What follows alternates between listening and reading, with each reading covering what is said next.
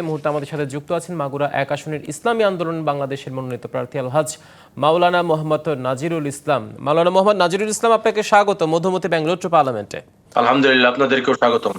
আপনাকে কাছে প্রথমে যে প্রশ্ন, আপনাদের জামায়াত ইসলামীর সাথে জোটের একটা বিষয় আলোচনা চলছে বেশ কিছু আসন নিয়ে, সেক্ষেত্রে প্রথম যে প্রশ্নটি রাখতে চাই, আপনার যে আসন সেই আসন নিয়ে সমঝোতা হচ্ছে কি না, যদি হয়ে থাকে তাহলে আপনাদের পরিকল্পনা কি, না হয়ে থাকলে আপনাদের পরিকল্পনা কি? ইসলামী আন্দোলন বাংলাদেশের আমির পীর সাহেব হুজুর চরমোনাই নির্বাচনের ক্ষেত্রে এক বাক্স নীতি যে ঘোষণা করেছেন, আর এই এক বাক্স নীতির আওতাভুক্ত ইতিপূর্বে 8টি দল একসঙ্গে সমঝোতা হয়েছে।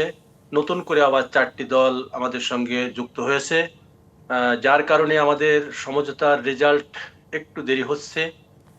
তো আমাদের ধারণা এরকম, খেয়াল এরকম যে 300 আসনের মধ্যে যে আসনে যে দলের প্রার্থীকে দেয়া হবে আমরা সবাই মিলে সেইটাই মেনে নেব।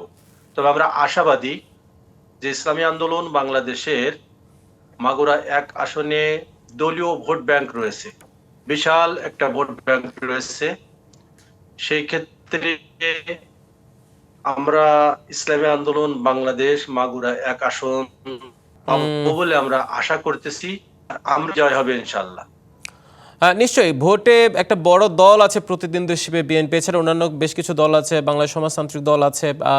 সবকিছু মিলিয়ে আপনাদের তাদের বিপরীতে গিয়ে আপনাদের অবস্থান কতটা চ্যালেঞ্জের মুখে পড়তে পারে বলে মনে করছেন, বা প্রতিদ্বন্দ্বিতা কেমন হবে বলে মনে করছেন আপনি?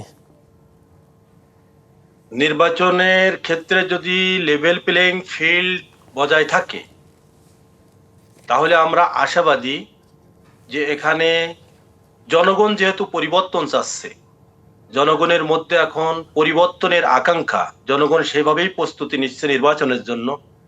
আর আমরা যেভাবে মাঠে ময়দানে তৃণমূল পর্যায় পর্যন্ত যে সাড়া আমরা লক্ষ্য করছি, তাতে এখানে আমরা শক্ত প্রতিদ্বন্দ্বিতা করতে পারবো এবং আমরাই বিজয় হব ইনশাআল্লাহ।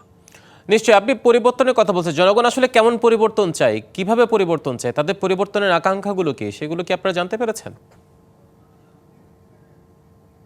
আসলে দীর্ঘ 54 বছর হলো বাংলাদেশ স্বাধীন হয়েছে, আর এই 54 বছর যাবৎ যে সমস্ত দল এদেশের রাষ্ট্রীয় ক্ষমতায় ছিল তাদের শাসন ব্যবস্থা জনগণ ভোগ করেছে, জনগণ দেখছে।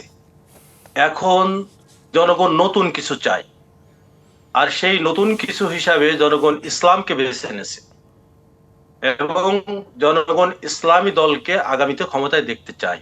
সেই লক্ষ্যে আমরা বলতে পারি যে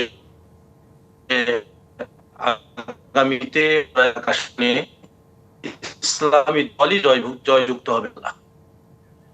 নিশ্চয়ই, আপনাকে অসংখ্য ধন্যবাদ মাওলানা মোহাম্মদ নাজিরুল ইসলাম, মধুমতি ব্যাংক রোড টু পার্লামেন্টে এসে আমাদেরকে সময় দেওয়ার জন্য। শুভকামনা আপনার জন্য।